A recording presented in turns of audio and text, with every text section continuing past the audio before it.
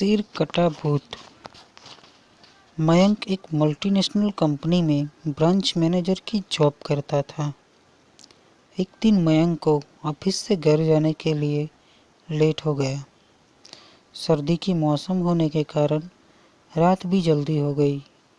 ठंड भी बहुत शुरू हो चुकी थी। रास्ते में चलते चलते मयंक को अचानक एक आवाज़ सुनाई दी, रुक जाओ। मयंक वहीं पर रुक गया और पीछे मुड़ के देखा, लेकिन पीछे कोई भी नहीं था। फिर से वही आवाज़ सुनाई दी, सामने देखो। जैसे ही मयंक ने सामने देखा तो उसे ज़मीन पर कुछ चमकती हुई चीज़ दिखाई दी। मयंक दौड़ के उस चीज़ के पास गया और देखा तो यह कोई साधारण चीज़ नहीं थी, बल्कि एक चमकता हुआ हीरा था।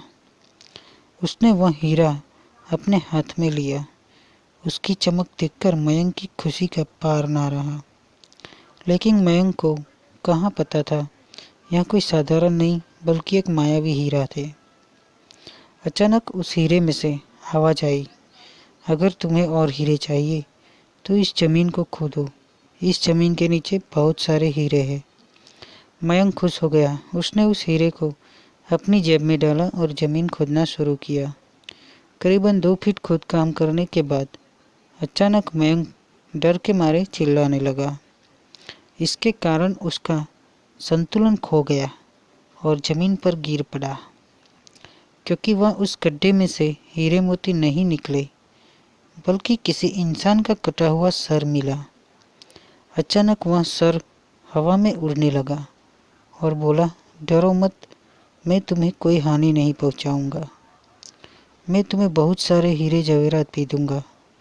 बस मेरी बात ध्यान से सुनो। मैं जहाँ जाता हूँ वहाँ मेरे पीछे पीछे आओ। फिर वह सिर हवा में उड़ा और जंगल की ओर बढ़ने लगा। करीबन 1 किलोमीटर चलने के बाद वह सिर रुक गया। मयंक भी रुक गया। फिर उस सिर ने मयंक से कहा, इस जमीन के भीतर बहुत सारे हीरे मोती जवेरात छुपे हुए हैं। इस जमीन पे खोदकाम शुरू करो।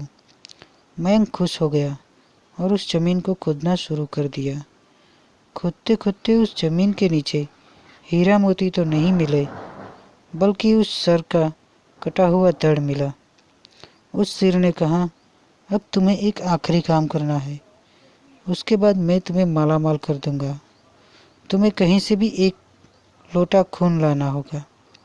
मयंक ने बोला, 1 लोटा खून? पर मैं 1 लोटा खून कहाँ से लाऊंगा? उस सिर ने कहा, चलो मेरे साथ। वो डरावना चेहरा मयंक को साथ लेकर थोड़ी दूरी पे गया।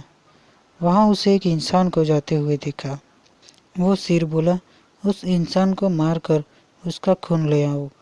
मयंक डर गया और बोला, नहीं नहीं, यह मुझसे नहीं होगा। मैं यह नहीं कर सकता। अगर तुमने यह काम नहीं किया तो मैं तुझे बहुत बड़ी मुसीबत में डाल दूंगा। फिर तुम्हारी पूरी ज़िंदगी नर्क बन जाएगी। मयंक ने हाथ जोड़कर उसे कहा, मुझे माफ़ कर दो। अगर मैंने उसे मारा तो मुझे पुलिस गिरफ्तार कर देगी और मुझे जेल जाना पड़ेगा। उस सिर ने अपने तंत्र मंत्र की शक्ति से एक छुरी और लोटा प्रकट किया और गुस्से से बोला, अगर तुम मेरा यह काम नहीं करोगे तो मैं तुम्हारे पूरे परिवार को मौत के घाट उतार दूंगा। मयंक ने मजबूरी में आकर उस आदमी को मार डाला और उसका खून लेकर उस सिर के पास गया।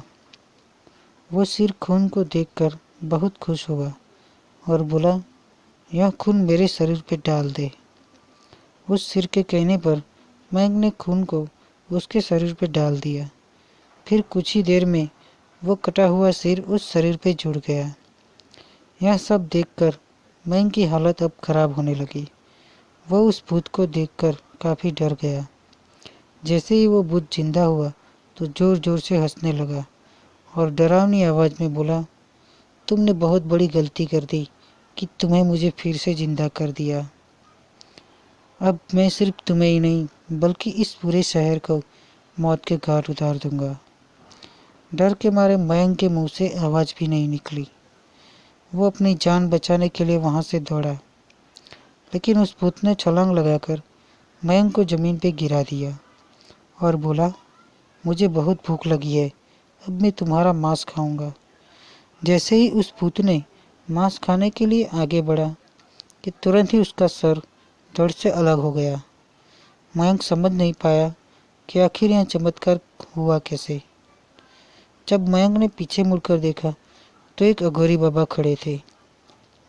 उस अघोरी बाबा ने कहा, जब तुम उस आदमी को मारकर उसका खून ले जा रहे थे तभी मैंने देख लिया था और समझ गया कि कुछ तो बुरा होने वाला है, इसलिए मैं तुम्हारे पीछे पीछे यहाँ तक चला आया और मैंने अपनी मंत्र की शक्ति से उस भूत को फिर से मार दिया। अब तुम निश्चित होकर अपने घर जाओ, अब तुम पर कोई खतरा नहीं है। आज भी मयंक उस बात को याद करता है तो उसकी रूह तक कांपने लगती है।